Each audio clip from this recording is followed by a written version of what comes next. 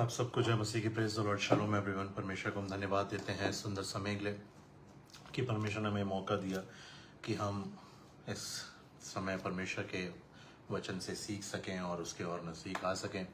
परमेश्वर को धन्यवाद देते हैं हर एक आशीष के लिए, आज के दिन के लिए कि उसने हमें मौका दिया कि हम जिंदों की ज़मीन पे पाए जाएं और उसकी इबादत करने वाले हो सकें। आज के खूबसूरत दिन के लिए, इस खूबसूरत रात के लिए, सुरक्षा के लिए, परमेश्वर के महान प्रेम के लिए, दया के लिए, हम सब बातों के लिए परमेश्वर को धन्यवाद देते हैं। धन्यवाद देना चाहता हूं मैं यहोवा मिनिस्ट्रीज यूके पेज को। धन्यवाद देना चाहता हूं मैं रेवरेंड चरणजीत सिंह कंबोज जी को, सिस्टर मन्नत जी को, कि उन्होंने मुझे मौका दिया कि मैं इस समय आपके सामने वचन को लेकर आऊं और हम सब एक साथ मिलकर परमेश्वर के वचन में से सीख सकें, देख सकें और परमेश्वर के और नज़दीक आ सकें। तो हम सब बातों के लिए परमेश्वर को धन्यवाद देते हैं। और जैसा कि मैं और आप जानते हैं कि आज पाम संडे है और मेरे और मेरे परिवार की तरफ से पूरे पेज को, सब ऑनलाइन मेंबर्स को और पूरी फैमिली को, हम सबको, जितने हम सब जुड़ते हैं एक साथ और इबादत करते हैं, आप सबको मैं अपने परिवार की तरफ से और मेरी तरफ से हैप्पी पाम संडे कहता हूं। और परमेश्वर से प्रार्थना है कि आने वाला समय हम सब के लिए ऐसा ही समय हो कि हम जो है परमेश्वर के राज्य के लिए, उसकी सेवा के लिए इस्तेमाल किए जाएं। जैसे प्रभु यीशु मसीह के आगमन पर लोगों ने खजूर की डालियों को अपने कपड़ों को बिछा दिया था। मैं प्रार्थना करता हूं परमेश्वर से कि हमारा जीवन भी ऐसा हो जो पूरे सच्चाई के साथ, आत्मा के साथ हम उसकी आराधना कर सकें और उसके जब वो हमारे जीवन का जो मार्गदर्शक है और हमारा अगुवा है, हमारा लीडर है, हमारा टीचर है, हमारा परमेश्वर है, जब वो हमें लेके चलते हैं प्रभु, तो हम उसके पीछे पीछे चलने वाले हो सकें और उसी दीनता के साथ, उसी स्वभाव के साथ जैसे प्रभु यीशु मसीह का था, हम अपने जीवनों में चलने वाले हों और हमारे जीवनों से बहुत से लोग आशीष को पाने वाले हों।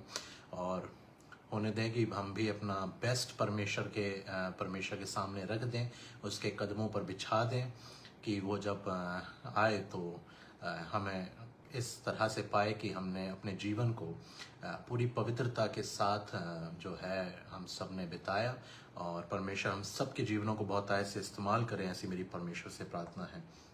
इससे पहले कि मैं और आप वचन में जाएंगे, आइए हम प्रार्थना करेंगे, परमेश्वर की उपस्थिति को मांगेंगे, उसके बाद मैं और आप वचन में जाएंगे। आइए हम प्रार्थना करें। धन्यवाद धन्यवाद धन्यवाद देते हैं पिता, प्रभु यीशु नासरी के नाम से आपके नज़दीक आते हैं। इस सुंदर समय के लिए धन्यवाद देते हैं प्रभु, धन्यवाद देते हैं आपकी उपस्थिति के लिए, धन्यवाद देते हैं प्रभु आज के खूबसूरत दिन के लिए प्रभु। धन्यवाद देते हैं जबकि हमने स्मरण किया कि कैसे आपने विजय प्रवेश किया था यरूशलेम में, कैसे आपके नाम से पिता सारा जहान गूंज उठा, कैसे लोगों ने अपने आपके सजदे में अपने अपने वस्त्रों को और खजूर की डालियों को आपके सामने बिछा दिया। होने दे प्रभु कि हम भी अपने जीवनों का सबसे उत्तम भाग, सबसे उत्तम सब कुछ तेरे चरणों पर ले आएं और तेरी इबादत करें प्रभु, तेरे पीछे पीछे चलें और होशन्ना के नारे लगा सकें प्रभु। हमारी प्रार्थना है प्रभु कि तू हमें इस्तेमाल कर, जैसे तूने अपने दासों को, सेविकाओं को, चेलों को इस्तेमाल किया, हम में से हर एक के जीवन को तू तैयार कर प्रभु। और होने दे जब तू दूसरी बार आगमन के बहुत नज़दीक है, हम जानते हैं प्रभु कि तेरा आगमन बहुत नज़दीक है, तू कभी भी आ सकता है प्रभु। हमें तैयार कर कि जब तू आए प्रभु तो तू हम इस योग्य ठहरे कि तेरे साथ उठा लिए जाएं और तेरे नाम को हमारे जीवनों से महिमा मिलने वाली हो सके प्रभु। होने दें कि जब तक हमें इस पृथ्वी पर हैं प्रभु और अपने जीवनों को बिताते हैं बड़ी पवित्रता के साथ, वफादारी के साथ, आत्मा से भरकर, आग से भरकर हम अपना जीवन बिताने वाले हो सकें। आपसे सहायता मांगते हैं प्रभु, आपके बिना हम कुछ भी नहीं कर सकते, पर वचन कहता है मसीह जो मुझको सामर्थ देता है उसमें मैं सब कुछ कर सकता हूँ। आप पवित्र आत्मा के फलों वरदानों से हम में से हर एक को भरें प्रभु, अपनी इच्छा के लिए हमें इस्तेमाल करें प्रभु। होने दे प्रभु कि जब हम सब जो तेरे बेटे बेटियां हैं जगत से अलग कर दिए गए हैं और चुने हुए लोग ठहरे हैं प्रभु, तो हमारा जीवन वैसा ही हो जो तुझे भाए। और जब वचन कहता है कि तुम मसीह की पत्री हो, तो जब हम बाहर जाएं तो लोग हमारे जीवनों से तुझे पहचानने वाले हों और हमें इस्तेमाल कर प्रभु कि वो उद्धार भी पाने वाले हों और हमारा जीवन बहुत से लोगों के लिए आशीष का कारण हो। ये संसार तेरे नाम को जाने, तेरे काम को जाने, तेरे महान प्रेम को जाने, उद्धार को जाने और सदैव लोग तेरे छाती से हम सब लिपट कर रहने वाले हो सके। प्रभु हम में से हर एक को छूकर तू ब्लेस कर। जिस समय को तेरे हाथ में सौंपते हैं प्रभु, तेरे ही पवित्र आत्मा हमारी अगुवाई करे। जो वचन आज आपने दिया प्रभु वो हम सब के लिए आशीष का कारण ठहरे प्रभु, और हम सब इस वचन को बड़ी गंभीरता से इस पे मनन करने वाले हो सकें और आपके और नज़दीक आने वाले हो सकें। आप हमसे बातें करें प्रभु, और इस समय को, इस पूरे समय को आपके हाथ में सौंपते हैं, हर एक परिस्थिति को आपके हाथ में सौंपते हैं। यीशु मांगते हैं आपकी उपस्थिति को, पवित्र आत्मा से हम सबको भरें, अपनी महिमा के इस्तेमाल करें। आशीष दें पिता, प्रभु यीशु मसीह के नाम से मांगते हैं, आमीन आमीन आमीन। मेरे लोगों की क्योंकि हम जानते हैं कि आज पाम संडे है और मैं और आप निकालेंगे मत्ती 21, Matthew, the book of Matthew chapter 21, और मैं आपके सामने 1 से लेके 11 तक पढ़ूंगा। और ये पूरी घटना जो है विजय प्रवेश की है। मैं और आप जानते हैं कि किस तरह से प्रभु यीशु मसीह जो है वो यरूशलेम में विजय प्रवेश करते हैं और किस तरह से लोग जो हैं वो सजदे में उनके सामने खजूर की डालियों को, अपने वस्त्रों को बिछा देते हैं। पर आज मैं और आप जो है इसमें एक बात जो जब मैं इसको पढ़ रहा था और इस घटना को जब मैं पढ़ रहा था तो एक बात जो मेरे मन में आई, प्रभु ने डाली, और उस बात पर हम चर्चा करेंगे कि लोग जो थे वहाँ जो खड़े थे, जो पीछे थे, तो किस तरह से उनका जो था वो रिएक्शन था। और आज जब प्रभु दूसरे आगमन के तरफ, जब हम जानते हैं कि प्रभु यीशु मसीह बहुत जल्दी आने वाले हैं, तो क्या आज हम जो हैं तैयार हैं? हम जो हैं किस तरह से अपने जीवनों को हमने रखा है? आज मैं और आप ये देखेंगे। एक प्रवेश यरूशलेम में हुआ था, एक विजय प्रवेश जो यरूशलेम में हुआ था, और अब जो प्रभु यीशु मसीह वापस लौट कर आने वाले हैं बादलों पर बहुत जल्द, वो जो एक आगमन होगा, तो उसमें जो है किस तरह के लोग हैं। और उस समय जब विजय प्रवेश हुआ था तो किस तरह के लोग थे वहाँ पर, जिन्होंने those who witnessed it, those who were there, those who had seen it from their eyes, and what was their reaction, and आज जो हम लोग हैं उनका किस तरह से रिएक्शन होगा। तो मैं और आप मत्ती 21 1 से 11 तक देखेंगे, और आज हम इसी अध्याय पर जो है बात करेंगे। वचन कहता है, जब वे यरूशलेम के निकट पहुंचे और जैतून पहाड़ पर बैतफगे के पास आए तो यीशु ने 2 चेलों को यह कहकर भेजा, सामने के गांव में जाओ, वहां पहुंचते ही एक गधी बंधी हुई और उसके साथ बच्चा तुम्हें मिलेगा।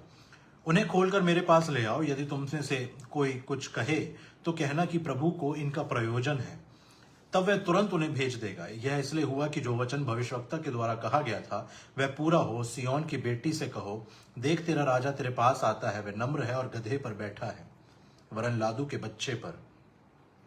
चेलों ने जाकर जैसे यीशु ने उनसे कहा था वैसा ही कहा। यह अद्भुत वचन है। यह आयत मुझे बहुत पसंद है। देख सिय्योन की बेटी से कहो, देख तेरा राजा तेरे पास आता है। ब्यूटीफुल, बहुत सुंदर, बहुत सुंदर। वह नम्र है और गधे पर बैठा है, वरन लादू के बच्चे पर। अद्भुत वचन है। परमेश्वर को हम इस बात के लिए धन्यवाद देते हैं कि हमारा परमेश्वर जो है वो कितना प्यार करने वाला है, कितना दीन है। मुझे और आपको सब कुछ उससे सीखना है और उसके जैसा स्वभाव में आना है। चेलों ने जाकर जैसा यीशु ने उनसे कहा था वैसा ही किया, और गधी और बच्चे को लाकर उन पर अपने कपड़े डाले और वह उन पर बैठ गया। तब बहुत से लोगों ने अपने कपड़े मार्ग में बिछाए और अन्य लोगों ने पेड़ों से डालियां काटकर मार्ग में बिछाई। अब देखिए, मैं और आप इस घटना को यहाँ तक जानते हैं। बहुत खूबसूरत घटना, बहुत आशीषित। जब मैं और आप इसको पढ़ते हैं, ये बहुत बहुत आशीषित है कि किस तरह से प्रभु यीशु मसीह ने सालों पहले जो भविष्यवाणी उनके विषय में हुई थी और अब वो पूरी हो रही है। और मैं और आप देख रहे हैं कि किस तरह से प्रभु यीशु मसीह जब आ रहे हैं, संसार का मालिक, संसार का राजा, उद्धारकर्ता जो है, जब वो आ रहा है तो किस तरह से लोग जो हैं उसके स्वागत में खड़े हुए हैं। परमेश्वर को हम धन्यवाद देते हैं इन वचनों के लिए। अब मेरे लोगों, जो 9 से मैं और आप पढ़ेंगे 11 तक, इस बात पर मुझे और आपको बहुत विशेष ध्यान देना है, बहुत विशेष ध्यान देना है। देखिए यहां पर अब मैं और आप जो आगे पढ़ने वाले हैं, आज भी इसी तरह से लोगों का जीवन है जो मैं और आप अब पढ़ने वाले हैं। आज भी यही कैटेगरी दुनिया में पाई जाती है। इसी तरह से, इसी तरह के स्वभाव के लोग, इसी तरह से लोगों का जीवन आज संसार में है। और एक वचन क्या कह रहा है? जो भीड़ आगे आगे जाती थी। अब देखिए यहां पे 3 तरह की भीड़ है। यहां पर 3 तरह की भीड़ है, और चौथी भीड़ की भी मैं और आप बात करेंगे आगे, कि चौथी भीड़ भी यहां पर पाई जाती है। अब there are the group of people and the different kind of groups, है ना, अलग अलग तरह के ग्रुप्स हैं यहां पर। जो भीड़ आगे आगे जाती और पीछे पीछे चली आती थी, पुकार पुकार कर कहती थी, दाऊद के संतान को होशन्ना, धन्य है वे जो प्रभु के नाम से आता है, आकाश में होशन्ना। एक ये लोग थे, एक ये ग्रुप था जो प्रभु यीशु मसीह के को जानते थे, पहचानते थे, जो प्रभु यीशु मसीह के सेवक थे, दास थे, दासियां थी, जो उसके पीछे हो लिए थे। वो जो आगे चल रहे थे, कुछ पीछे थे, और वो क्या कह रहे थे? वो कह रहे थे, दाऊद के संतान को होशन्ना, धन्य है वह जो प्रभु के नाम से आता है, आकाश में होशन्ना। जो प्रभु यीशु मसीह के विषय में और उन भविष्यवाणियों के विषय में जो है वो जानते थे, जो जानते थे कि प्रभु यीशु मसीह जो है वो उद्धार करता है, प्रभु यीशु मसीह जो है वो इस संसार का मालिक है, जिन्होंने विश्वास कर लिया था। और अब देखिए कि एक दूसरे तरह की भीड़ सामने आती है। और वो भीड़ क्या थी? जब उसने यरूशलेम में प्रवेश किया तो सारे नगर में हलचल मच गई और लोग कहने लगे ये कौन है। अब ये दूसरी तरह की भीड़ थी, जो कुछ लोग थे जो प्रभु यीशु मसीह को बिल्कुल भी नहीं जानते थे, बल्कि उनको उसके विषय में कोई बात नहीं पता थी, और इसलिए वो लोगों से पूछ रहे थे कि ये व्यक्ति कौन है। और अब तीसरी तरह की भीड़, लोगों ने कहा ये गलील के नासरत का भविष्यवक्ता यीशु है। वो भीड़ जो थोड़ा बहुत जानती थी पर सब कुछ नहीं जानती थी। वो उसको, they were considering him as a prophet, but they did not know everything about him. तो एक भीड़ जो उसके आगे थी, पीछे थी, सजदा कर रही थी, उसके नारे लगा रही थी। एक भीड़ जो बिल्कुल भी नहीं जानती थी, जो बिल्कुल अवगत नहीं थी, लोगों को पता नहीं था कि ये जो व्यक्ति आ रहा है इसके लिए इसके कारण इतनी भीड़ क्यों है, नगर में इतनी हलचल कौन है, क्यों है, कौन ये व्यक्ति है, हमने कभी इसके विषय में सुना नहीं, और अचानक से जब ये आया है तो नगर में हलचल मच गई है। और एक भीड़ जो जो जो जो थोड़ा बहुत जानती थी और उनको सब कुछ नहीं पता था, पर वो ये कहते थे कि ये भविष्यवक्ता है। और अगर मैं और आप देखें कि एक और भीड़ थी, और जो है वो जो प्रभु यीशु मसीह को जानते थे, वो जो प्रभु यीशु मसीह को जानते थे और उसके विषय में बहुत अच्छे से सारी चीजों को देख रहे थे। और वो भीड़ थी फरीसियों की, वो भीड़ थी फरीसियों की। और आप देखिए कि लूका 19 और उसके 39-40 में लिखा है, तब भीड़ में से कुछ फरीसी उससे कहने लगे, हे गुरु अपने चेलों को डांट। क्यों? क्योंकि लोग जो हैं उसकी महिमा स्तुति कर रहे थे, और वह कह रहे थे, धन्य है वह राजा जो प्रभु के नाम से आता है, स्वर्ग में शांति और आकाश मंडल में महिमा हो। तब और 40 में, और तब उन 39 में लिखा है, तब भीड़ में से कुछ फरीसी, वो फरीसी जो प्रभु यीशु मसीह के विषय में बहुत डिटेल्ड चीजें जानते थे, क्योंकि लोगों को उन्होंने प्रभु यीशु मसीह के पीछे लगा रखा था, क्योंकि वो प्रभु यीशु मसीह के विषय में जानना चाहते थे, और प्रभु यीशु मसीह उनको बार बार चिता रहा था। पर और उनमें से बहुत से लोग हैं, जो बहुत से फरीसी थे, जो सब कुछ, जो देखिए मैं और आप जानते हैं, फरीसी जो थे, they used to study the word, they were the teachers.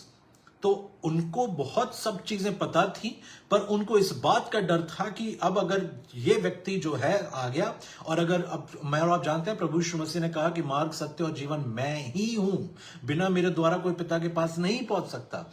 तो अब लोगों को, अब फरीसियों को यह पता था कि अगर अगर ये जो कह रहा है वो सच है तो सारी चीजें जो हैं हमारे हाथ से छिन जाएंगी।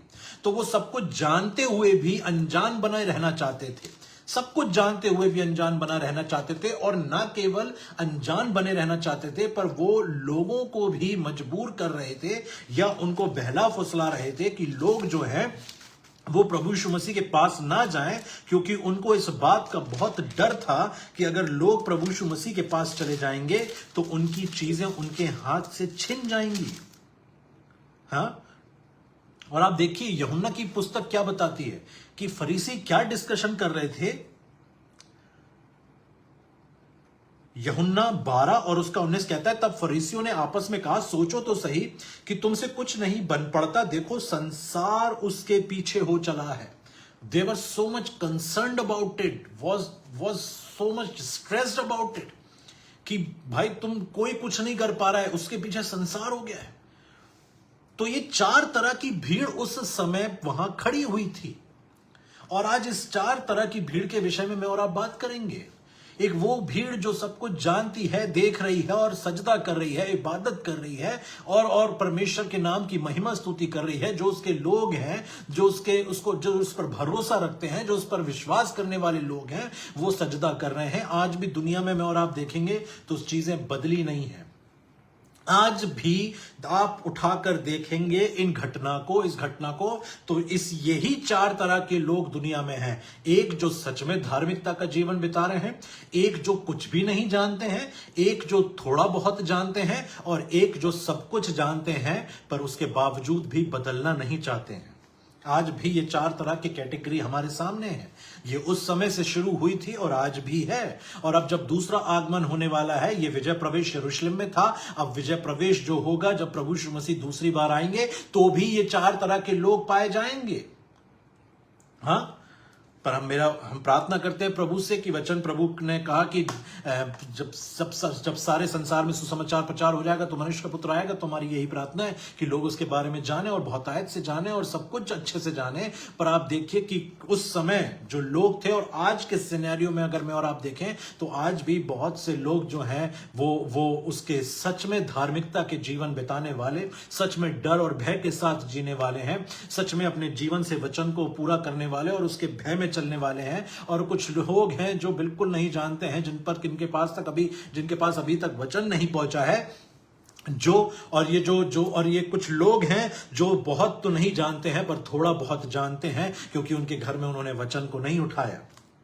और ऐसे फिर लोग, और फिर ऐसी कैटेगरी है जहां पर सब कुछ जानने के बावजूद भी लोग बदलना नहीं चाहते, क्योंकि पाप उनको बदलने नहीं देता।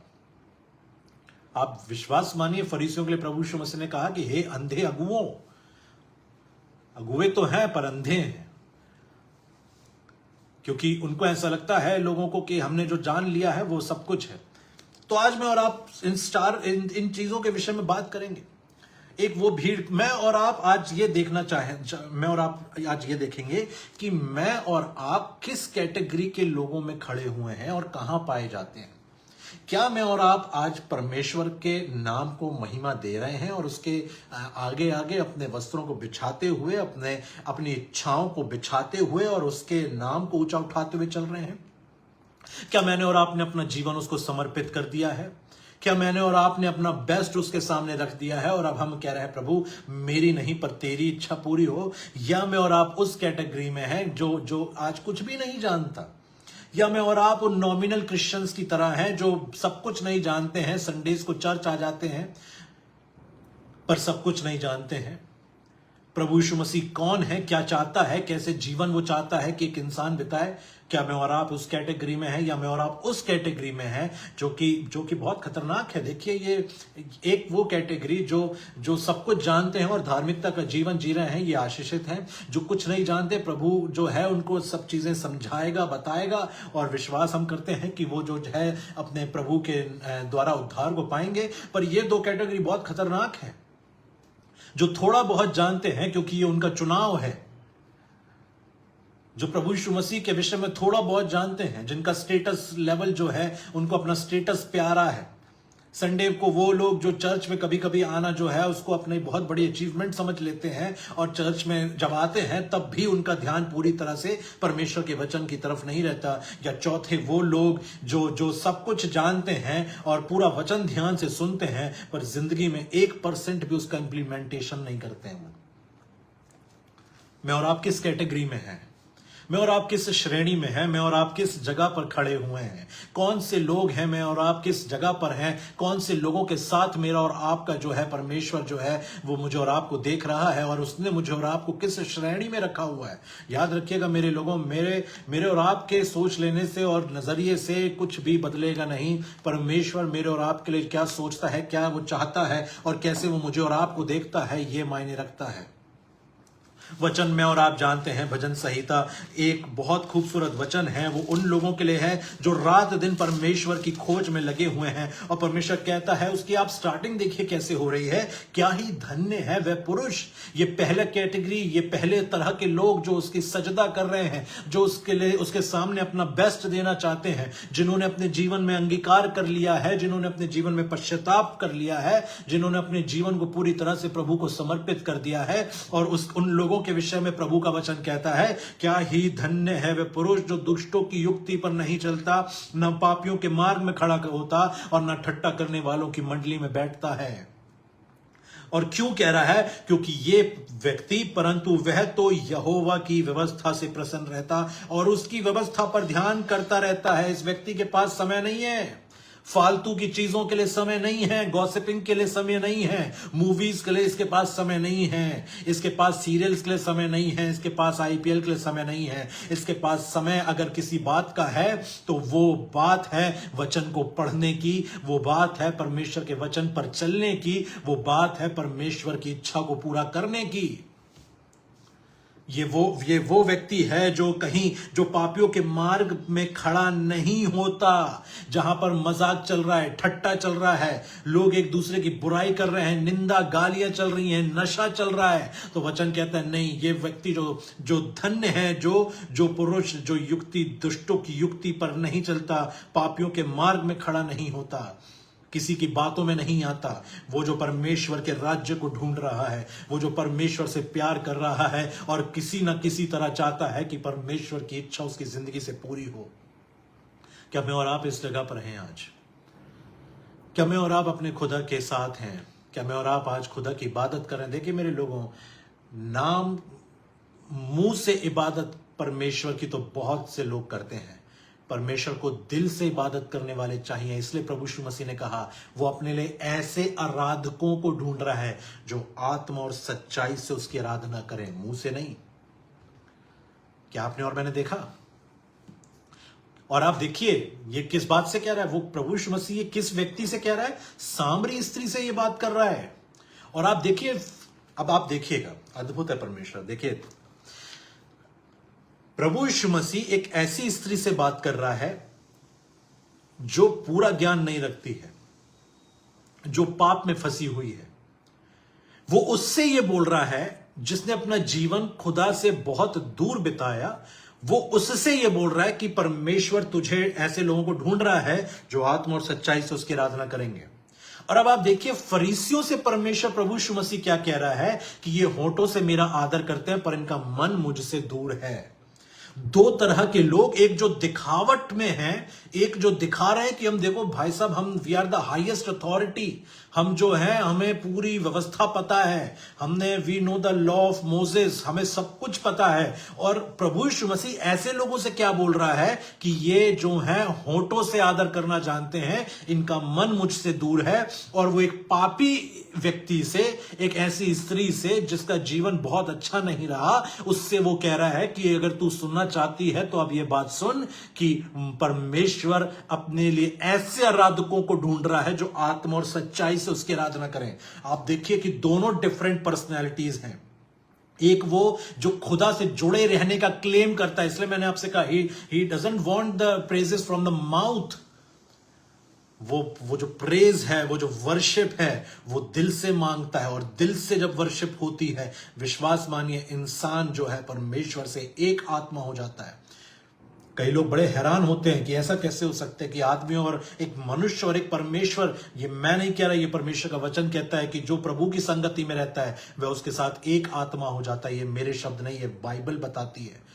और मुझे और आपको पता है इस दुनिया में सब कुछ इधर उधर हो जाए, बाइबल का एक एक शब्द इतना सच्चा है जिसे अभी भी नासा जो है स्टडी कर रहा है और क्लेम करता है कि हाँ ये चीज सही लिखी है। अभी मैंने कल ही 2 दिन पहले एक न्यूज देखी कि इजराइल के साइंटिस्टों ने यह पता लगाया कि यहोशू के समय जो सूरज और चंद्रमा रुक गया था वो बिल्कुल सही था।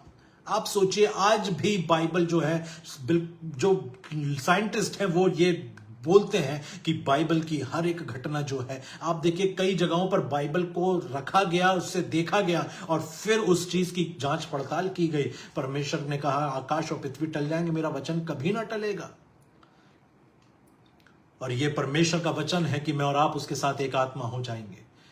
अगर मैं और आप आत्मा और सच्चाई से प्रार्थना करेंगे, इबादत करेंगे, उसको जुबान से नहीं चाहिए, उसको शरीर से, उसको जीवन से चाहिए इबादत, उसको कामों से इबादत चाहिए। किसी के सामने प्रेज द लॉर्ड बोल देना और जोर से हालेलुया चिल्लाने से उद्धार नहीं मिल जाएगा। जब वो हालेलुया जिंदगी में काम करेगा, जब वो प्रेज द लॉर्ड जिंदगी से चीखेगा और शैतान का कुचलेगा और उसका सर कुचलेगा, तब मैं और आप ये कह सकते हैं कि हाँ वी आर द वर्शिपर्स। तब मैं और आप कह सकते हैं कि हाँ मैं प्रभु यीशु मसीह का मैं प्रभु यीशु मसीह का जो है उसके पीछे चलने वाला हूँ। उसने मुझे अपना बेटा बना लिया है। अगर मैं और आप बेटे बेटियां हैं तो हमारा जीवन भी प्रभु की तरह होना चाहिए, हमारी सोच प्रभु की तरह होनी चाहिए, हमारी बातें प्रभु की तरह होनी चाहिए। पर क्या मैं और आप जो हैं सच में उसकी इबादत कर रहे हैं? और वचन कह रहा है जो क्या ही धन्य है वे पुरुष जो दुष्टों की युक्ति पर नहीं। ऐसा व्यक्ति जो रात दिन यहोवा की व्यवस्था से प्रसन्न रहता है, उसी की व्यवस्था पर रात दिन ध्यान करता रहता है, वो कैसा व्यक्ति है? वो उस वृक्ष के समान है जो बहती नालियों के किनारे लगाया गया है और अपनी ऋतु में फलता है, जिसके पत्ते कभी मुरझाते नहीं। इसलिए जो कुछ वह पुरुष करे वह सफल होता है। एक रिवॉर्ड उसके पीछे चलने का, उसके सामने अपने बेस्ट को दे देने का। कई बार लोग सोचते हैं कि अगर मैं अपनी जिंदगी को प्रभु को दे दूंगा तो मेरी दिल की इच्छाओं का क्या होगा?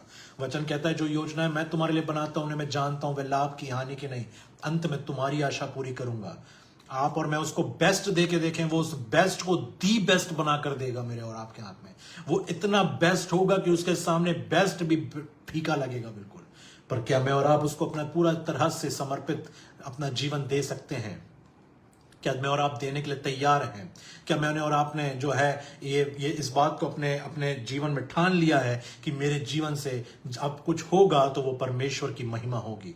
मैं और आप क्या परमेश्वर के आगे पीछे गा रहे हैं? क्या मैं और आप उस भीड़ में हैं? और अगर मैं और आप उस भीड़ में हैं तो मेरे और आपके नारे जो हैं वो क्या ये सच में मैं और आप कह रहे हैं कि दाऊद के संतान को होशन्ना, धन्य है वे जो प्रभु के नाम से आता है, आकाश में होशन्ना?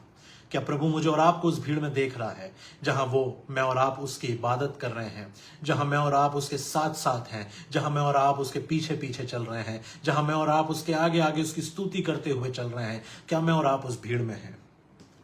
एक भीड़ वो है जो सब कुछ नहीं जानती, जो आज हमारे अन्य जाति लोग जो हमारे भाई बहन हैं वो उस बात से अनजान है। क्या मैं और आप उन तक, हमारी आवाज, हमारे नारे उन तक पहुंच रहे हैं? क्या मैं और आप जो हैं, या मैंने और आपने हिम्मत हार ली है, या मैंने और आपने अपने घर में बैठने का सोच लिया है और मैंने और आपने सोच लिया है कि अब आगे नहीं करूंगा मैं कुछ, क्योंकि मैं मिनिस्ट्री में गया, मैं मिनिस्ट्री में गई, मुझे सफलता नहीं मिली। याद रखिए आपका हर एक काम परमेश्वर ब्लेस करेगा। मैं और आप जो भी कर रहे हैं खुदा उसको ब्लेस करेगा। मैं और आप जो भी काम कर रहे हैं परमेश्वर उसमें बहुतायत को जोड़ देगा। इस बात को मैं और आप सदैव याद रखें कि मुझे और आपको परमेश्वर ने एक कार्य सौंपा है। मुझे और आपको एक कार्य सौंपा है परमेश्वर ने, और मुझे और आपको उस कार्य को जो है हम उसकी संतान हैं, और इसीलिए मुझे और आपको उस कार्य को करना है। जब मैं और आप लगे रहेंगे, वचन क्या कहता है? 1 कुरिन्थियों 15:58, इसलिए हे मेरे प्रिय भाइयों दृढ़ और अटल रहो। सबसे पहली शुरुआत जो हुई, दृढ़ और अटल रहो। वो जो बिल्कुल भी खुदा को नहीं जानते हैं, क्या मेरे और आपके नारे, क्या मेरे और आपकी जिंदगी जो है उनके सामने एक नारों की तरह है? क्या मेरे और आपकी बातें जो हैं वो नारों की तरह है कि वो देख सकें कि ये क्या बात है, कितना सताव है, फिर भी ये खड़े हैं, दृढ़ हैं, अटल हैं। क्यों? वचन कह रहा है, और प्रभु के काम में सर्वदा बढ़ते जाओ, क्योंकि ये जानते हो कि तुम्हारा परिश्रम प्रभु में व्यर्थ नहीं है। हर एक काम जो तुम कर रहे हो ये व्यर्थ नहीं जाएगा, ये परिश्रम तुम्हारा व्यर्थ नहीं जाएगा। तो ये दूसरी भीड़ जो वहां खड़ी हुई थी और वो पूछ रही थी कि ये कौन है? वो लोग जो आज, क्या लोग जब मुझे और आपको देखते हैं तो वो ये पूछते हैं आके कि तुम कौन हो, और तुम किसकी इबादत करते हो? ये शांति तुम्हारे अंदर कैसे है? तुम कौन हो? वो कौन है जिसकी तुम इबादत कर रहे हो? क्या लोग जब मेरे और आपकी जिंदगी से जुड़ते हैं तो क्या मेरे और आपकी बातों से उनको ये वो उनके दिमाग में ये विचार आता है कि ये कौन है जो इतने आशीषित हैं, जो दृढ़ हैं, अटल हैं, जो इतने शांति में हैं, जो इतने आनंद में हैं? ये कौन है? इनके अंदर कौन सी ताकत काम कर रही है? क्या मैं और आप इस तरह से अपने जीवन को रखते हैं जब मैं और आप संसार में जाते हैं? मैंने ऐसे लोगों को देखा है, ऐसे मसीह भाई बहनों को देखा है कि अगर उनको खड़ा कर दिया जाए अन्य जाति के साथ तो अन्य जाति का व्यक्ति ज्यादा अच्छा दिखेगा, अन्य जाति का व्यक्ति अच्छा दिखेगा उनके कंपैरिजन में। नशे में डूबे हुए हैं लोग, व्यभिचार में डूबे हैं, और आप विश्वास मानिए, मसीही बेटे बेटियां, जवान भाई बहन, इस बात को याद रखें कि आप पर अटैक होगा शैतान का, क्योंकि परमेश्वर का वचन कहता है कि अंत के दिनों में तुम्हारे जवान दर्शन देखेंगे, तुम्हारे पुरने स्वप्न देखेंगे, तुम्हारे बेटे बेटियां भविष्यवाणियां करेंगे। तो आप पर अटैक करने के लिए शैतान आएगा, पर आपको और मुझे, मेरे परिवार को समझना होगा। हम जितने पेरेंट्स मुझे सुन रहे हैं, जितने लोग सुन रहे हैं, आने वाले समय में सुनेंगे कि आपके बच्चों के हाथ में बाइबल नहीं होगी तो वो गिर जाएंगे, क्योंकि उनके लिए बड़ी योजनाएं परमेश्वर ने रखी है। कितना अजीब यह है कि एक मसीही बेटा, एक मसीही बेटी नशे में, मसीही तो नहीं कहूंगा मैं उनको, अगर मसीही है तो वो नशे में और इन सब चीजों में नहीं है, पर क्योंकि नाम सिर्फ क्रिश्चियन है, क्रिश्चियन फैमिली में जन्म ले लिया है, तो ऐसे लोग जो चर्च जाते हैं और व्यभिचार में और फंदों में फंसे हुए हैं। और आप सोचिए, जो अन्य जाति और जो लोग बाकी हैं, जो अगर मैं और आप उनको देखें सामने से तो देखने में समझ में आएगा कि वो मेहनत कर रहे हैं, पढ़ रहे हैं, और मसीही और जवान कोई व्यभिचार में है, कोई नशे में है, कोई लालच में है, कोई गालियों में है, और उनके कंपैरिजन में जो अन्य जाति के बच्चे हैं वो पढ़ाई में हैं। वो अपने माँ बाप से ज्यादा फेथफुल हैं, स्टडीज में ज्यादा फेथफुल हैं।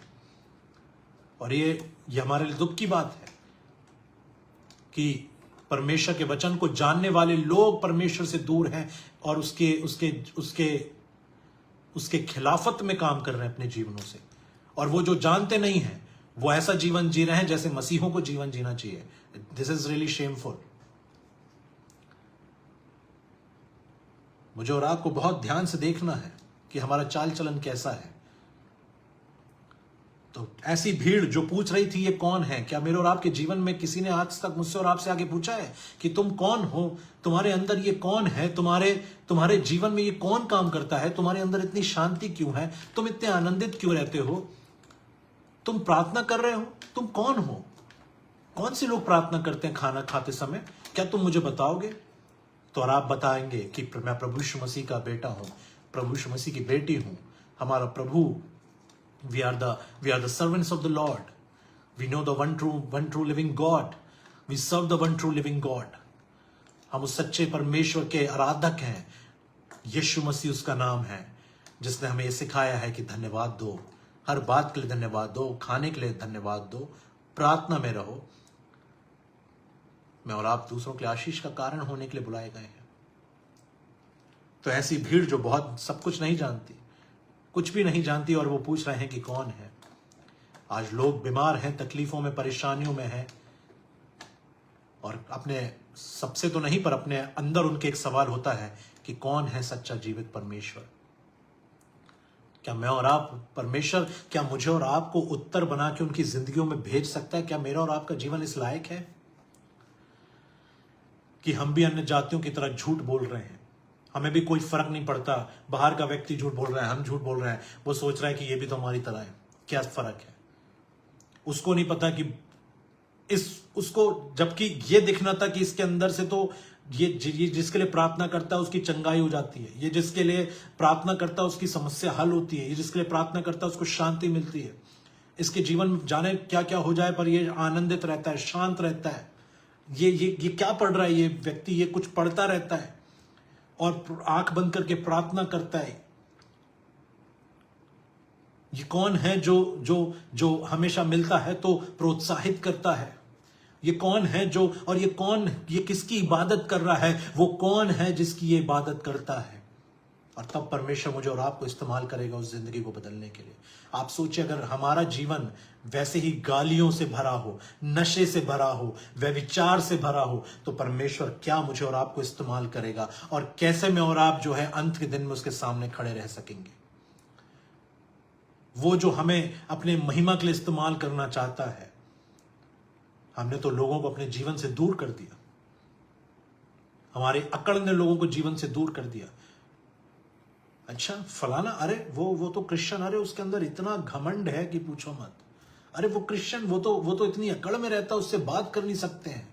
क्या लोग ये कह रहे हैं, या लोग ये कह रहे हैं कि अरे वो व्यक्ति ना, वो क्रिश्चियन है, वो उसके पास जाओगे तो वो तुम्हें हमेशा इनकरेज करेगा, वो प्रार्थना करेगा तुम्हारे लिए। अरे उसके पास बैठो तो दिल बड़ा शांत शांत सा रहता है। अरे वो आसपास भी रहे तो ऐसा लगता है कि जैसे शांति छाई हुई है। अरे मैंने प्रार्थना करी, हमने साथ में प्रार्थना करी थी, मेरी वो समस्या हल हो गई। ये जो है ये कहता है ये प्रभु यीशु मसीह की आराधना करता है, और मैंने देखा है कि इसके जीवन से प्रभु यीशु मसीह काम करते हैं। या ये मेरा और आपका जीवन है? ये मेरे और आपके हाथ में है। आप देखिए, वो जो यीशु मसीह की इबादत कर रहे थे, उनके नारे इनके कानों में गए हैं। ये अपनी जगह पर बने हुए थे। इस बात को समझने की कोशिश करिएगा। ये अपनी जगह पर थे, नारे उनके कानों में गए हैं। मुझे और आपको उस जगह पर जाना होगा जहां लोग प्रभु यीशु मसीह से परिचित नहीं है। बिल्कुल मत डरिए, घबराइए मत, प्रभु हमारे साथ है। इस दुनिया में कोई भी व्यक्ति, आप इस बात को याद रखिएगा, 1 सेकंड लगा था नबूकदनेस्सर को घास खिलवाने के लिए। 1 सेकंड उसका मन परमेश्वर ने पशु के समान कर दिया था। तो दुनिया का कोई व्यक्ति खुदा के सामने खड़ा नहीं रह सकता, 1 सेकंड भी नहीं रह सकता। 1 सेकंड भी मैंने बहुत लंबा बोल दिया। तो आप सोचिए, जब उस समय के दुनिया के सबसे बड़े ताकतवर राजा को उसने घास खिलवा दी 1 सेकंड के अंदर, तो आप सोचिए अगर वो अपने पर आ जाए तो फिर लोगों की क्या हालत हो जाएगी। डरिए मत, आपका पिता परमेश्वर है। मैं और आप कोई छोटे ऐसे लोग नहीं है जो हम शांत रहते हैं तो लोग सोचे कि ये डरपोक है। उनको बताइए वर्ड में, खुदा ने कहा तुम तलवार नहीं उठाओगे, तुम बदला नहीं लोगे, तुम प्रेम करोगे, प्रार्थना करोगे। तो हम उसके अनुयायी हैं, हम उसके फॉलोअर्स हैं, हम वही करेंगे जो हमारे प्रभु ने बोला। हम उसके पीछे चलेंगे, प्रार्थना करेंगे, प्रेम करेंगे तुमसे। तुम हमारे सामने लड़ने आओगे, हम तुम्हारे लिए प्रार्थना करेंगे। तुम हमें गाली दोगे, हम तुम्हारे लिए प्रार्थना करेंगे, तुमसे प्रेम करेंगे, क्योंकि ये प्रभु की आज्ञा है। हम डरते नहीं हैं, किसी के अंदर डर नहीं है, और मसीह के अंदर तो बिल्कुल डर नहीं है। पर हम अपने उस काम को कर रहे हैं जो खुदा ने बोला है। पर हमें यह भी पता है कि अगर हमारा खुदा खड़ा हो गया, और वो खड़ा था, है और रहेगा। उसने कहा जब मुझे छोड़ कोई ईश्वर नहीं, मुझे छोड़ कोई परमेश्वर नहीं। अगर वो तुम उसके हत्थे चढ़ गए तो फिर तुम्हारा शरीर और रूह सब कांपने शुरू होगी। पर हमें एक ड्यूटी दी गई है, हमें एक काम पर प्रभु ने सौंपा है कि इनके लिए प्रार्थना करो। और हम नहीं चाहते कि प्रभु जो है वो किसी पर भी अपने क्रोध में हाथ उठाए। हम चाहते हैं कि तुम जो हो बचो, तुम सेव हो जाओ, तुम्हारी सोल जो है वो इटर्नल लाइफ के लिए बच जाए। यही हमारी प्रार्थना है। यही हमारी प्रार्थना है कि खुदा सबको उद्धार दे, और हम जानते हैं कि प्रभु इस बात को करेगा। तो मेरे लोगों, मेरे और आपके जो शब्द हैं उनके कानों में पड़ना जरूरी है। उन लोगों के जो नहीं जानते प्रभु यीशु मसीह को। तीसरी तरह के लोगों ने कहा यह गलील के नासरत का भविष्यवक्ता यीशु है। कुछ कुछ जानने वाले लोग और ये मसीही लोग हैं। आप विश्वास मानिए, होशे की पुस्तक में प्रभु इस बात को स्पष्ट कह रहा है और जानते हैं वो क्या बात बोल रहा है। दानियल के बाद होशे आता है, होशे 4, इस देश में ना तो हे इजराइलियों। अब देखिए परमेश्वर किसके लिए बोल रही है? इजराइलियों के लिए। क्या बोल रहा है? यहोवा का वचन सुनो, इस देश के निवासियों के साथ यहोवा का मुकदमा है। और अब आप देख लीजिए, जो नॉमिनल क्रिश्चियंस हैं, जो कभी यहां कभी वहां, जिनको ऐसा लगता है कि ईस्टर पे चर्च चले जाओ तो परमेश्वर उद्धार दे देगा, अगर गुड फ्राइडे की मीटिंग अटेंड कर लो तो परमेश्वर उद्धार दे देगा, अगर हमने टाइथ दे दिया है तो हमने अपना काम पूरा कर लिया है, अब जो है हम अपनी जिंदगी को अपनी इच्छा से जी सकते हैं। कौन चर्च हर संडे को जाए? क्यों जाए चर्च हर संडे को? क्या मिलेगा वहां जाकर? वो जो नॉमिनल क्रिश्चियंस हैं, जिन्होंने बैप्टिज्म इसलिए करवाया बच्चों का ताकि चर्च से सर्टिफिकेट मिल जाए और बच्चे को कोई अच्छा कॉलेज में एडमिशन मिल जाए, जो चर्च में इसलिए मेंबरशिप लेके बैठे हैं, इसलिए नहीं कि उनको चर्च में पार्टिसिपेट करना है, हर हफ्ते चर्च आना है, वो इसलिए इस पर चर्च के वो मेंबरशिप लेके बैठे हैं क्योंकि उनके बच्चों की शादी होनी है तो कोई तो चर्च हो जो भैया बता दे कि हाँ ये हमारे यहाँ के मेंबर हैं। तो ये कौन से लोग हैं? ये जो कह रहे थे कि यीशु, ये तो नासरत का यीशु है जो भविष्यवक्ता है। सब कुछ नहीं पता, बहुत थोड़ा पता है। क्यों? क्योंकि परमेश्वर से प्रेम नहीं है। जो पता है तो बस उतना ही काफी है, जो सुन लिया तो उतना काफी है। ये सुनी सुनाई बातों पर बातें कर रहे हैं। ये अपने, इनका कोई अपना कोई एनालिसिस, कोई अपना लाइफ का कुछ वो नहीं था। दे हर्ड है। लोगों ने कहा ये गलील के नासरत का भविष्यवक्ता यीशु है। लोगों ने कहा, कुछ लोग तो हैं जो यीशु मसीह को यीशु मसीह, प्रभु यीशु मसीह करके नहीं जानते अभी भी। जो जानते तो हैं पर उनको लगता है कि ठीक है प्रभु यीशु मसीह ठीक है, उद्धार दे दिया उसने, अब इतना ही काफी, हमने जान लिया इतना, अब आगे क्यों बढ़ना, क्या जानना, हमारी जीवन से जो हमारा काम है वो हम करेंगे। क्या लेना देना प्रभु की इच्छा क्या है, क्या लेना देना परमेश्वर की सेवकाई से? हमें कोई लेना देना नहीं, हम वो करेंगे जो हमें अच्छा लगता है। संडे को चले जाते हैं, वो बहुत बड़ी बात है। कई लोग चर्च में आकर ऐसे दिखाते हैं जैसे उन्होंने परमेश्वर पर एहसान कर दिया कि वो चर्च पे बैठे हुए हैं। पर विश्वास मानिए मेरे लोगों, ये भी धोखे में अपने जीवन को जी रहे हैं। ये गुनगुने लोग हैं। आप जानते हैं बाइबल इनको गुनगुना बोलती है। ठंडे होते, वचन को नहीं जानते, परमेश्वर खड़ा कर देता वचन को देकर, गर्म कर देता। गर्म है, इस्तेमाल हो रहे हैं, पवित्र आत्मा की सामर्थ और आग से भरे हुए हैं, वेल एंड गुड। पर एक गुनगुना है जो दुनिया में भी रहने की कोशिश कर रहा है, संसार में भी और परमेश्वर के साथ भी रहने की कोशिश कर रहा है। दो नाव में पांव रखा है। एक दिन परमेश्वर अपनी नाव लेकर आगे होगा और फिर वो गिरेगा। मैं और आप कभी भी इस कैटेगरी में ना जाएं, मैं और आप कभी भी ऐसा जीवन ना बिताएं जहां मैं और आप जो है सिर्फ एक नॉमिनल क्रिश्चियनिटी मेरे और आपके अंदर रह जाए। खुदा का प्यार नहीं है, वो सिर्फ फॉर्मेलिटी है जो करना है। कोई लगाव नहीं है, कोई इच्छा नहीं है खुदा को जानने की। और वचन होशे में क्या परमेश्वर कह रहा है इजराइलियों से और ऐसे तरह के लोगों से? हे इजराइलियों, यहोवा का वचन सुनो, इस देश के निवासियों के साथ यहोवा का मुकदमा है। इस देश में ना तो कुछ सच्चाई, ना कुछ करुणा और ना कुछ परमेश्वर का ज्ञान ही है।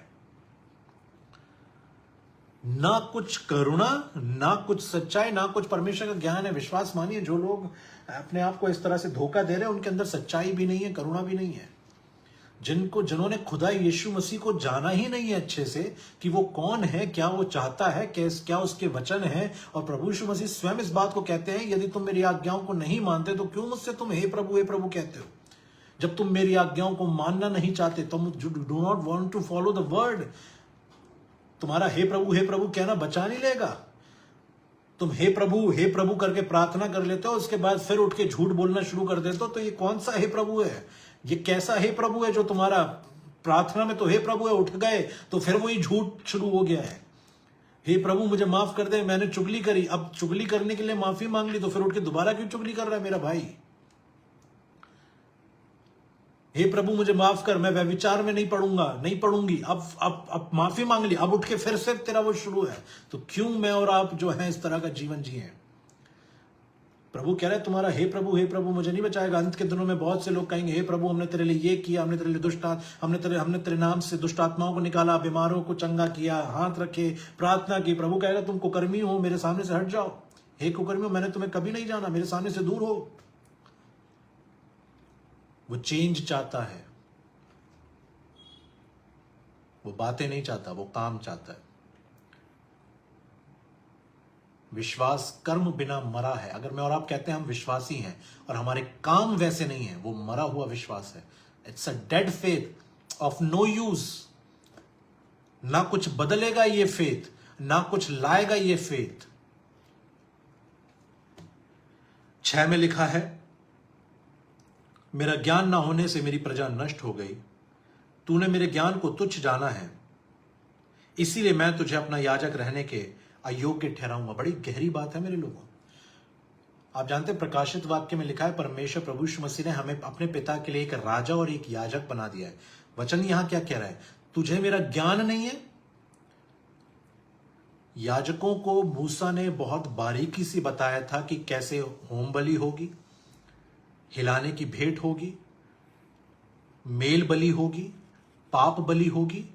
ये सब उनको बहुत केयरफुली करना होता था। Follow, they had to follow each and every minute, very detailed instructions, they had to follow it. वो ये नहीं कह सकते थे कि ओ हो भूल हो गई, गलती हो गई। उनको बहुत बारीकी से इन सब चीजों को करना था फॉलो। आज भी यही बात है। प्रभु यीशु मसीह चाहता मैं और आप बड़े ध्यान से उसकी बातों का पीछा करें, वरना क्या कह रहा है परमेश्वर यहोशे की किताब में, प्रकाशित वाक्य में क्या कहा प्रभु यीशु मसीह ने, कि उसने हमें अपने पिता के लिए एक राजा और एक याजक बना दिया है। और यहां होशे की किताब में क्या कह रहा है? तू मेरे ज्ञान को तुच्छ जानता था, इसीलिए मैंने तुझे याजक होने रहने के अयोग्य ठहराऊंगा। प्रभु यीशु मसीह आज भी मेरे और आपसे यही बात कह रहा है, तुझे मेरा ज्ञान नहीं है, मैं तुझे आज भी भविष्यवक्ता के रूप में दिख रहा हूं। तुझे ऐसा लग रहा है मैं कोई नॉर्मल व्यक्ति था जो इस पृथ्वी पर आया था।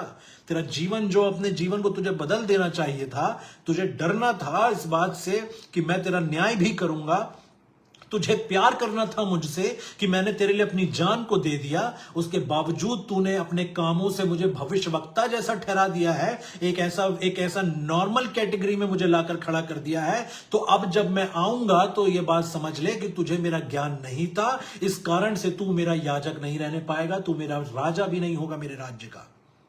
यह आपके और मेरे दोनों के लिए है, इसलिए कि तूने अपने परमेश्वर की व्यवस्था को तज दिया है, मैं भी तेरे बाल बच्चों को छोड़ दूंगा। तूने मेरे वचनों को फॉलो नहीं किया, तो अब तेरे बाल बच्चों का भी जो है मैं उनको भी छोड़ता हूं। आप सोचिए, परमेश्वर के वचन है, होशे 4:6 में पढ़िएगा। तो मुझे और आपको बड़ी ध्यान से देखना है कि प्रभु ने हमें क्या बोला है, कि अगर मुझे और आपको गुस्सा आ रहा है तो उस पर कंट्रोल होना चाहिए। मैं और आप उससे सहायता मांग सकते हैं, वो हर चीज में मेरे और आपकी सहायता करेगा। इसलिए तो उसने मुझे और आपको पवित्र आत्मा एक सहायक के रूप में दिया है। ही इज अवर हेल्पर, वो हमारा कंफर्टर है। यदि तुम मुझसे प्रेम रखते हो तो मेरी आज्ञाओं को मानोगे।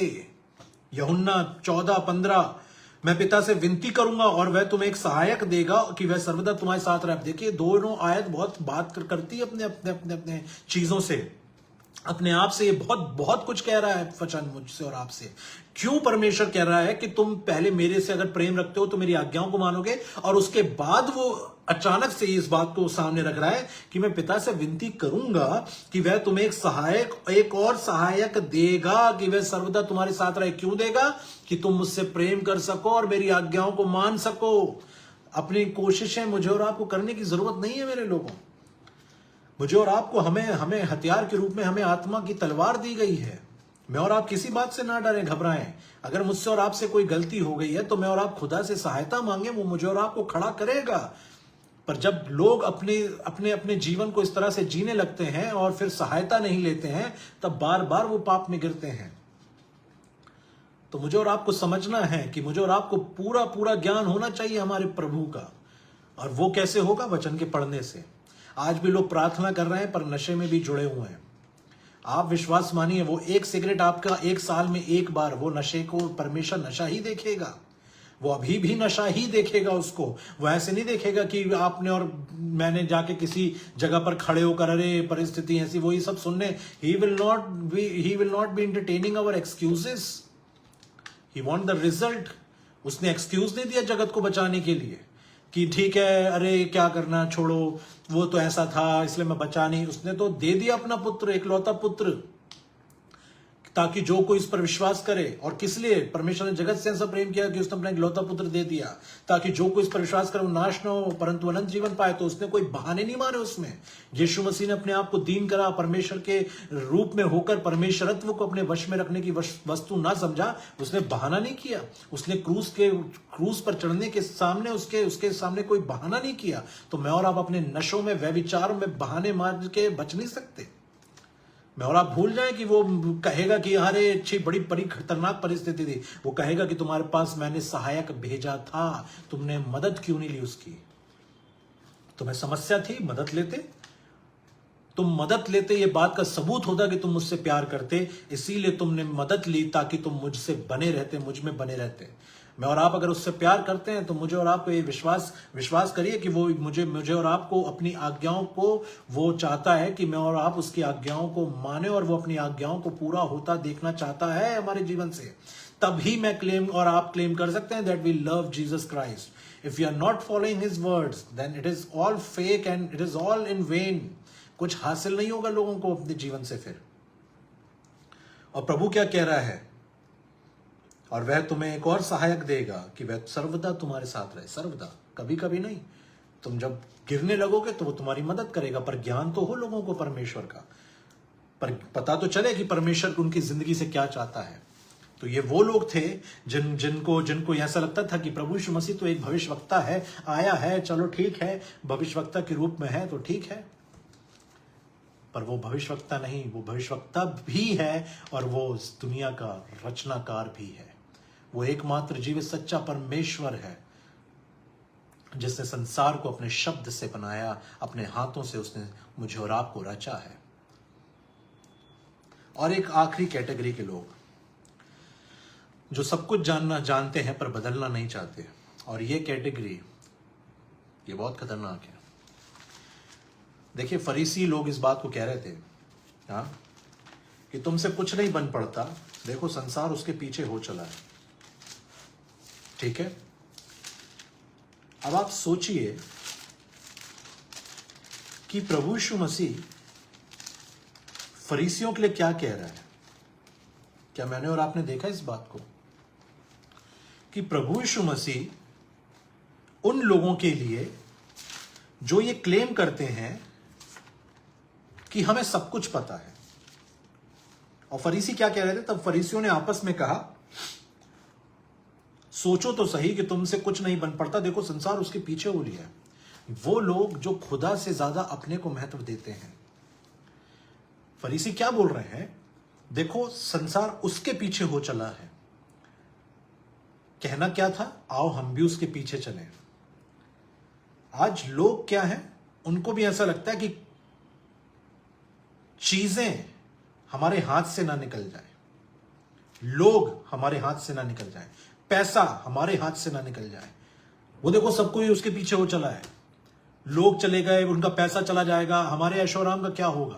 सब कुछ जानने वाले लोग थे ये, वचन को जानने वाले, पढ़ने वाले, पर अपनी इच्छाओं को और गलत इच्छाओं को गलत तरीके से पूरा करने वाले लोग।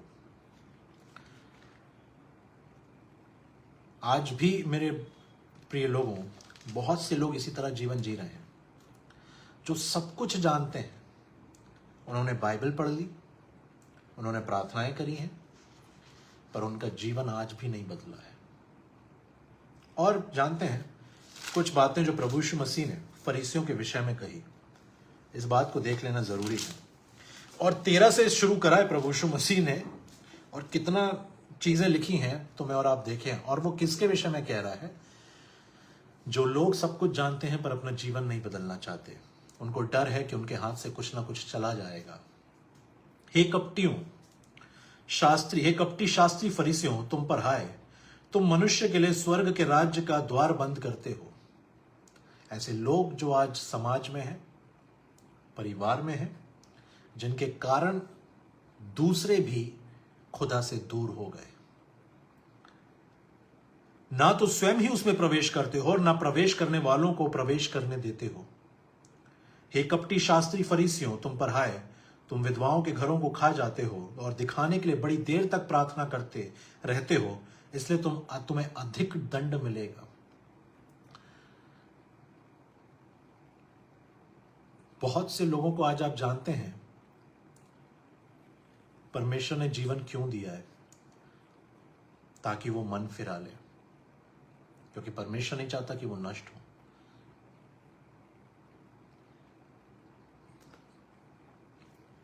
कई बार मैं ऐसे लोगों को देखता हूं जिन्होंने चर्च में रहते हुए वो काम किए जो बहुत खतरनाक थे। चर्च प्रॉपर्टीज बेच दी, चर्च के लोगों को, परिवारों को मिसगाइड किया, चर्च में आने वाली माताओं और बहनों के साथ व्यभिचार किया, और आज जीवित भी हैं। और फिर मैं उस जगह देखता हूं जहां पर बहुत वफादारी के साथ, ईमानदारी के साथ लोगों ने सर्व किया और आज प्रभु में सो गए। कई बार दिमाग में ये आता है, आप जानते हैं दाऊद भी इस विषय में सोचता था कि ये दुष्ट इतने फलते फूलते हैं। हाँ, वचन कहता है इनकी मृत्यु में वेदनाएं नहीं होती। पर एक बात जो समझ पाया मैं, ये कि प्रभु अवसर दे रहा है ताकि कल इंसान ये ना कह पाए कि काश तू मुझे थोड़ा समय और देता तो मैं मन फिरा लेता अपने नशे से, अपने व्यभिचार से, अपनी बुराइयों से, अपने मन के घमंड से, अपनी अकड़ से। और ये एक सोचने वाली बात है कि एक ऐसा व्यक्ति जो हर तरह से गलत चीजों में इन्वॉल्व है आज भी जीवित है, क्योंकि परमेश्वर चाहता है कि वो मन फिरा ले। तो मेरे लोगों, इस बात को मैं और आप समझें कि आने वाले समय में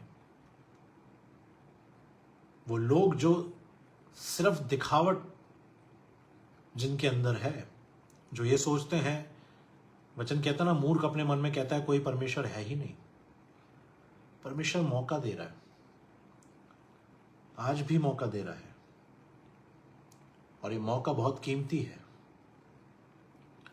और इस मौके में अपने मन को बदल देना बहुत अच्छा है, आशीषित है, जीवनदायक है। और परमेश्वर भी यही चाहते हैं कि लोग पश्चाताप करें और अपने बुराइयों से फिर जाएं। आप देखिए कि प्रभु यीशु मसीह फरीसियों के विषय में क्या बोल रहे हैं, जो वो सब कुछ जानते हैं पर अपने जीवन को बदलना नहीं चाहते। उनको इस बात का डर है कि हमारे ऐशो आराम खत्म हो जाएंगे, हमारी अथॉरिटी, हमारा पद चला जाएगा।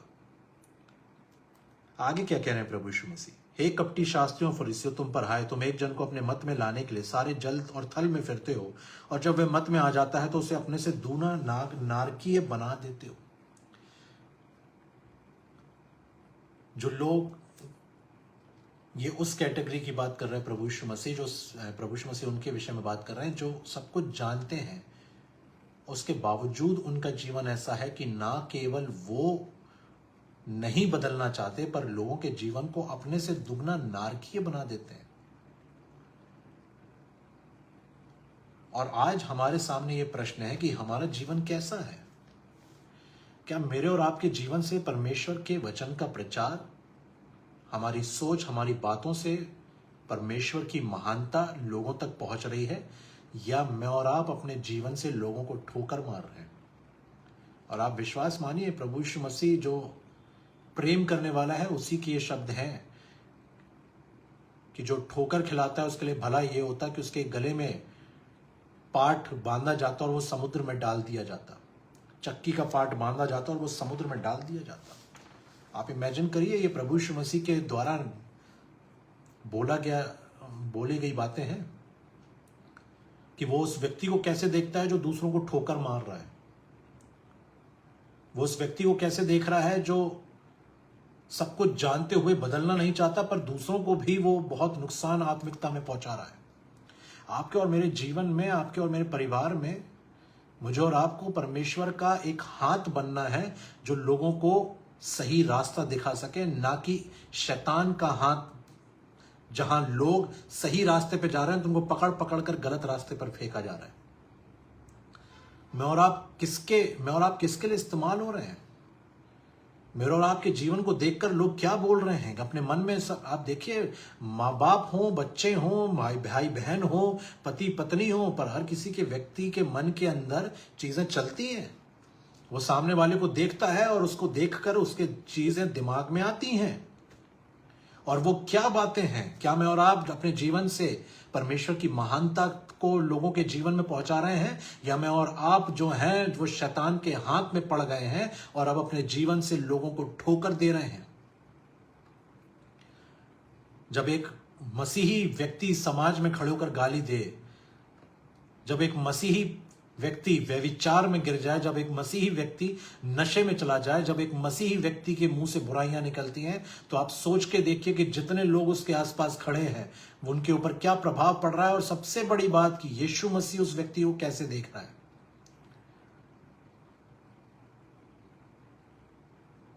बहुत कम फर्क, कम समय,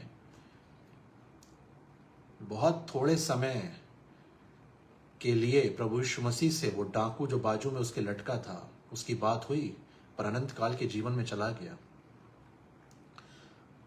और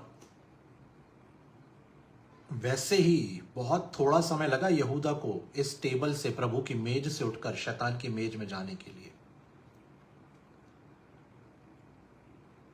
आपको और मुझे हर दिन जो दिया जाता है उसमें मुझे और आपको ऐसे जीना है कि मैं और आप लोगों के लिए आशीष का कारण बने, ना कि ठोकर का कारण।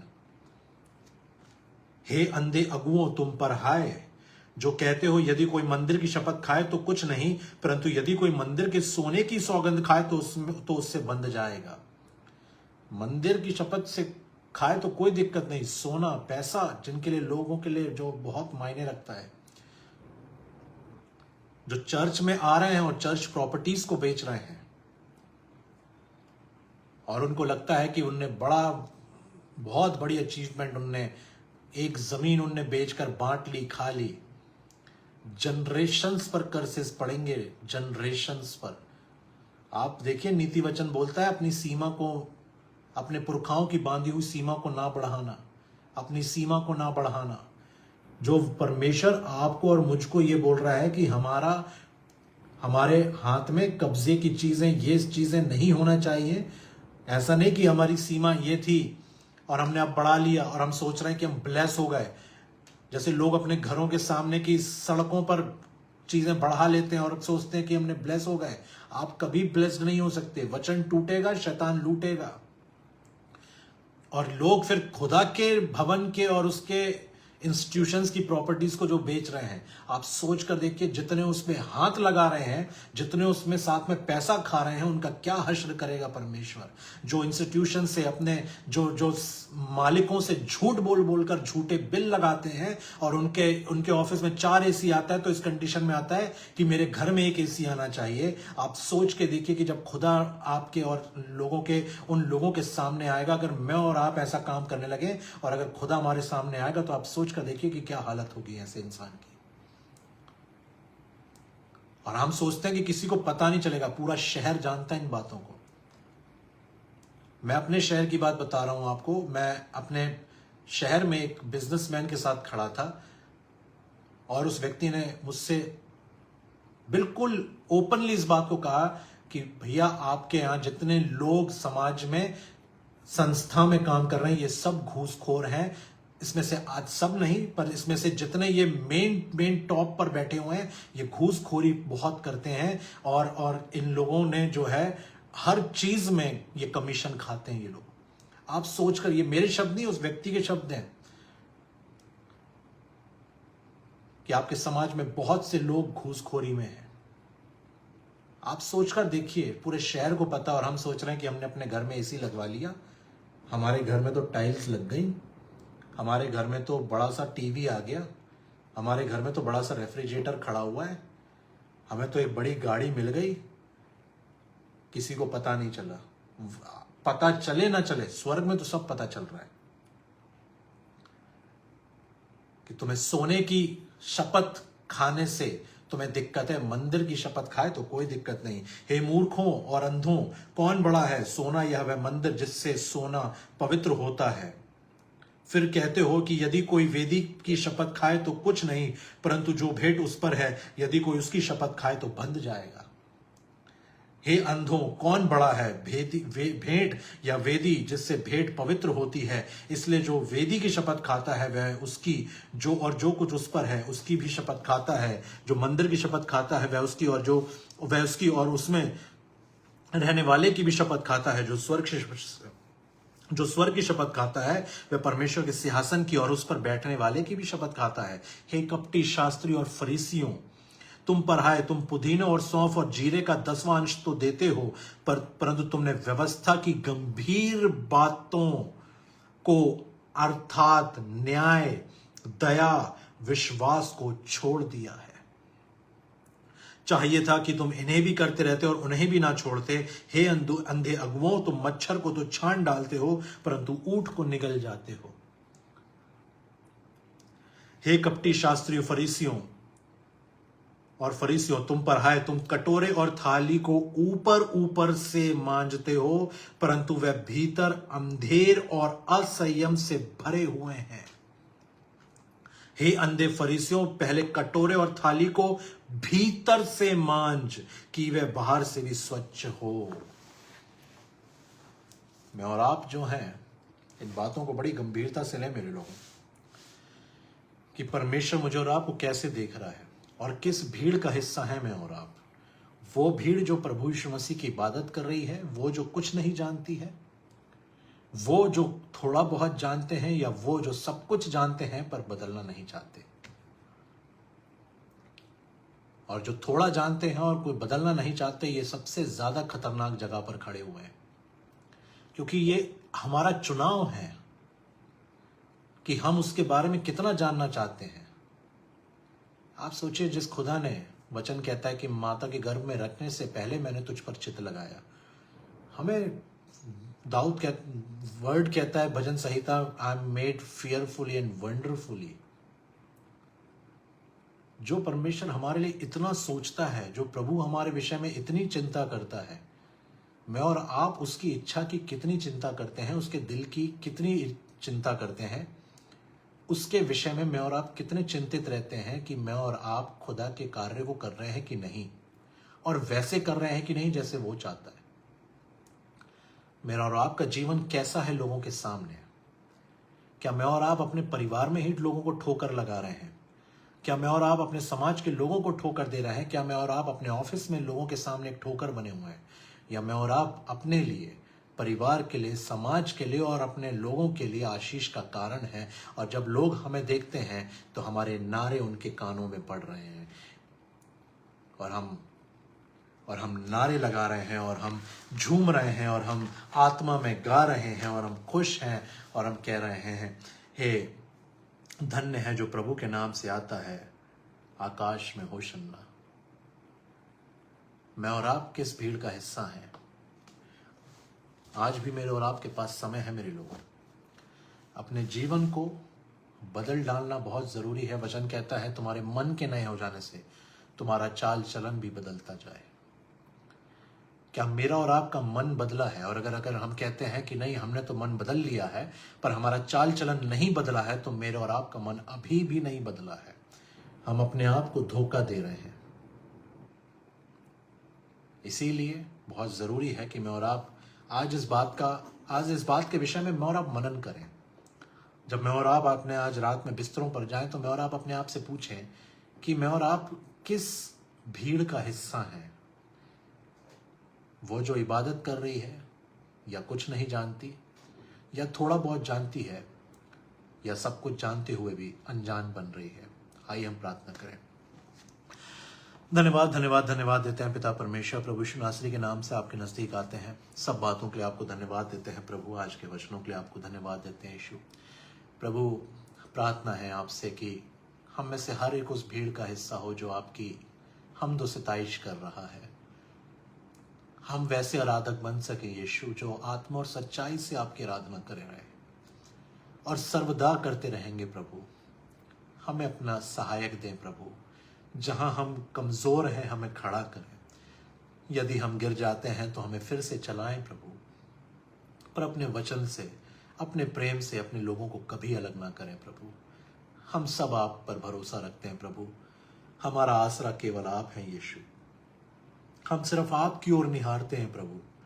हम आपकी दुहाई देते हैं प्रभु, हमारी मदद करें। हमें उस भीड़ से निकाल लें जो थोड़ा जानती है, जो सब कुछ जानती है पर अनजान बनना चाहती है। और उस भीड़ के लिए हमें तैयार करें जो कुछ भी नहीं जानती है। प्रभु हम आपकी सामर्थ को मांगते हैं, आपके पवित्र आत्मा के फलों वरदानों को मांगते हैं यीशु। हम में से हर एक को इस्तेमाल करें। हम में से हर एक को अपनी महिमा के लिए इस्तेमाल करें। हमें ऐसा माध्यम बनाएं कि हम लोगों के लिए आशीष का कारण हो। हम सब जितने हैं प्रभु तेरे संतान, तेरे बेटे बेटियां, हम तुझसे क्षमा मांगते हैं अपने गुनाह के लिए और प्रार्थना करते हैं कि तू हमें खड़ा कर, मजबूती के साथ, आत्मा से भरकर, सामर्थ्य में, आग में, ताकि हम जोर जोर से नारे लगा सकें अपने ना केवल शब्दों से पर अपने जीवन से, अपनी सोच से, और तुझसे कह सकें प्रभु कि हम तुझसे बहुत प्यार करते हैं। और हम धन्यवाद देते हैं प्रभु कि आप हमसे ज्ञान से परे प्रेम से प्रेम रखते हैं। जितनों ने अपने प्रार्थना निवेदन दिए हैं, आपने सबको देखा है। सबको आप विशेष रूप से आशीष दें। उनके जीवनों में व्यक्तिगत रूप से आप प्रभु प्रार्थना है जाकर उनसे बातें करें और उनको आशीषित करें प्रभु। हर एक की प्रार्थना निवेदन जो आज उन्होंने दिए हैं, जिनके दिलों में है, सबको आप अपनी इच्छा के अनुसार पूरा करें। क्योंकि हम जानते हैं प्रभु जो आप हमारे लिए सोचते हैं वो लाभ का है और अंत में आप हमारी आशा पूरी करेंगे। आपको आदर महिमा देते हैं यीशु। फिर से आपके चरणों पर आते हैं, सजदा करते हैं प्रभु, धन्यवाद देते हैं हर एक बात के लिए। इस रात को आपके हाथ में सौंपते हैं। आशीष दें प्रभु, यीशु के नाम से मांगते हैं पिता, आमीन। मेरे लोगों, मेरा विश्वास है कि आज परमेश्वर के वचन ने हमसे बात की है और ये मेरे, आपके, हम सब के लिए एक विषय है जिस पर मैं और आप बहुत ध्यान देकर चीज़ों को देखें, अपने जीवन का आंकलन करें और प्रभु के साथ बने रहें। हमारा सहायक, हमारा पिता, हमारा भाई, हमारा दोस्त, हमारा टीचर हमें हमेशा हमारे अंदर है, हमारे साथ है और हमारे लिए हमेशा वो प्रभु हमारे लिए खड़ा है। मैं और आप निर्णय लें कि मैं और आप भी उसके साथ खड़े रहें। परमेश्वर हम सबों को आशीष दे। जय मसीह की।